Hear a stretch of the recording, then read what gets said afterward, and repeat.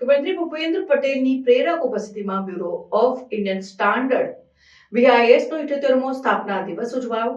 મુખ્યમંત્રી શ્રી ભૂપેન્દ્ર પટેલે સ્પષ્ટપણે જણાવ્યું છે કે વડાપ્રધાન શ્રી નરેન્દ્રભાઈ મોદીએ ઝીરો ઇફેક્ટ ઝીરો ડિફેક્ટના ધ્યેય સાથે make in India made for the વર્લ્ડની બ્રાન્ડ ઇન્ડિયા ઇમેજનું આપેલું આહવાન ક્વોલિટી પ્રોડક્ટ્સ અને સર્વિસીસથી સાકાર કરી શકાશે. ભારતીય માનક બ્યુરો ઓફ ઇન્ડિયન સ્ટાન્ડર્ડના 78મા સ્થાપના દિવસે આયોજિત ક્વોલિટી કોન્ક્લેવનો મુખ્યમંત્રી શ્રી ભૂપેન્દ્ર પટેલે ગાંધીનગરમાં પ્રારંભ કરાવ્યો હતો. BISના અમદાવાદ કાર્યાલય દ્વારા Gujarat chamber of commerce and ઇન્ડસ્ટ્રીઝના સહયોગથી આ કોન્ક્લેવ યોજવામાં આવી હતી.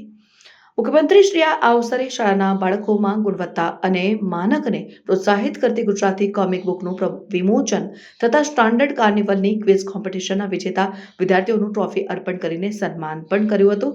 મુખ્યમંત્રી શ્રી ભૂપેન્દ્ર પટેલે કહ્યું કે વડાપ્રધાન શ્રી નરેન્દ્રભાઈ મોદીનું નેતૃત્વમાં ભારત વિશ્વની ત્રીજી મોટી આર્થિક તાકાત બનવા તરફ ગતિ કરી રહ્યું છે.